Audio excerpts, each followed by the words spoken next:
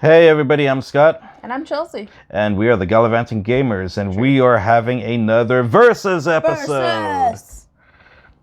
And today we have the all-time classic Konami game Gradius. Gradius? Whichever.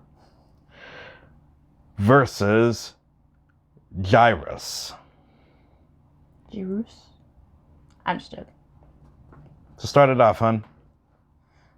Well, we got a couple space shooters, which always makes me think of asteroids. But so these are two space shooters for the NES. Gradius is probably the more popular one. I hadn't heard of Gyruss until you mentioned it to me. But you got Gradius, which is like this side-scrolling shoot 'em up, and it's fine. I wish that there was more variety in the bosses.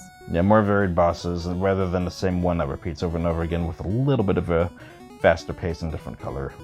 But then you got Gyruss, which is like kind of tunnel vision. You're going through all the stars and going to planet, and I like the music.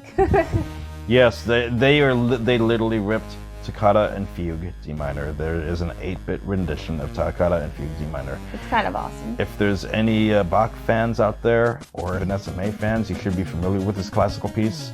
A lot of people hear this piece. Somehow this piece has always been identified with either Phantom of the Opera or Dracula, and it has nothing to do with either of them. There's a different classical piece that plays for Dracula in the beginning of Bela Lugosi's 1932 Dracula. And as far as Phantom of the Opera, it doesn't appear in that either. So it's got that similar, like, decoration or whatever. I don't know. It's easy to see how they could be relatable, but it's just really funny. I don't know if it's like a massive Mandela effect or whatever, but people always think of this. Even the movie Gremlins 2 feature a gremlin with a mask looking like the Phantom of the Opera playing the song on some sort of organ. I mean, it's creepy and it's royalty free, so hey.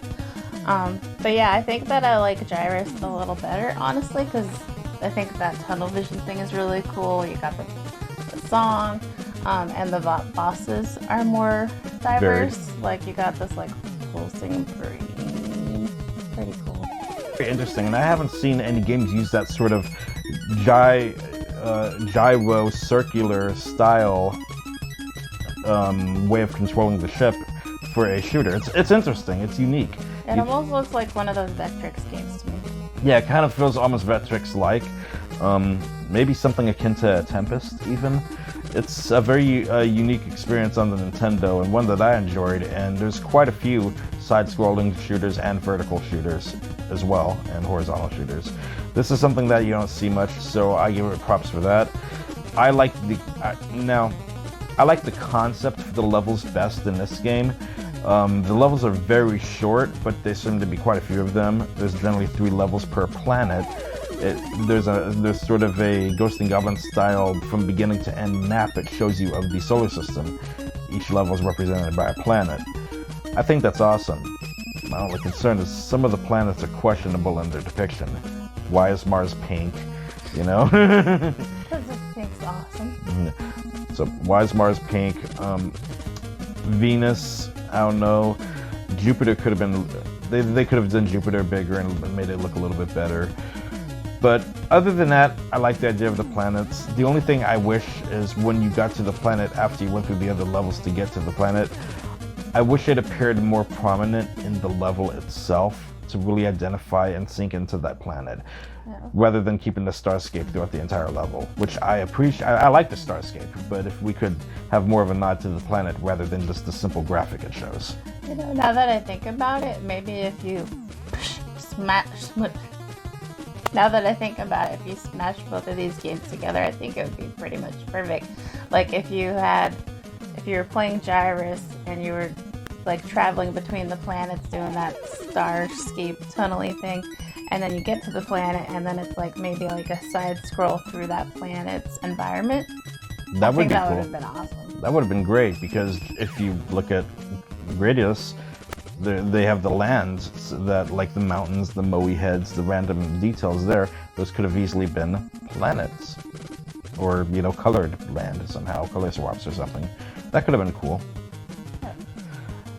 Which one do you like better? This is going to be a hot take, but in this particular case, I do like Gyruss better because of all that's going on with the different bosses, the music, and the way that you control it. It's really fascinating.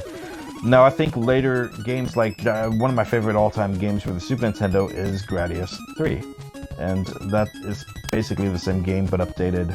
A little bit faster pace and even more varied. The bosses are varied. Some of my complaints about Gradius for the Nintendo are addressed in Gradius 3. So, no shade on Gradius, and I love what it turns into. But just comparing these two specific games, I think Gyruss comes out the winner. I mean, the moment that the game starts with like this wizard-looking guy and you're playing with Toccata the Fugue, I'm sold.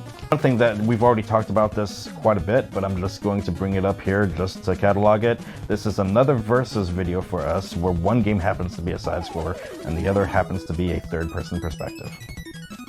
It's kind of interesting how the change in POV makes such a huge difference in these games. Yeah. And the old NES games, and even thinking like Atari and stuff, there's a lot of similar things like the racing games, the boxing games, the space shooters, and all of that.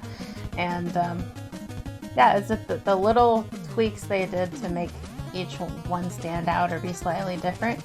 I mean, it is interesting. So let us know what you guys thought. Which one do you prefer, Gradius, Gyruss? Obviously, I do want to point out how Gyruss, I don't know the word that you would use. Would it be gyromite, gyrate? It's a circular motion, and I feel like that gyra word has something to do with it. It reminds me of, do you remember the I don't know if it's called gyroscope, but like the little Gyroscope, yeah. Little spirally thing you did as a kid? That's what makes me think. I'll put in the text the etymology of the gyra phenomenon, just so we can have that on point.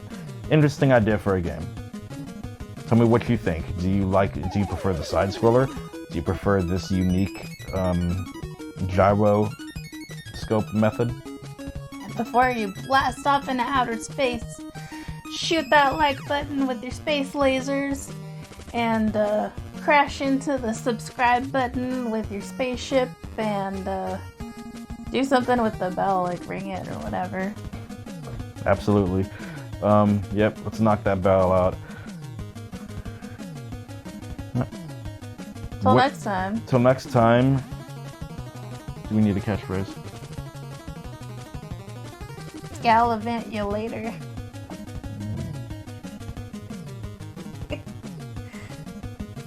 See you next time. See you in our next video.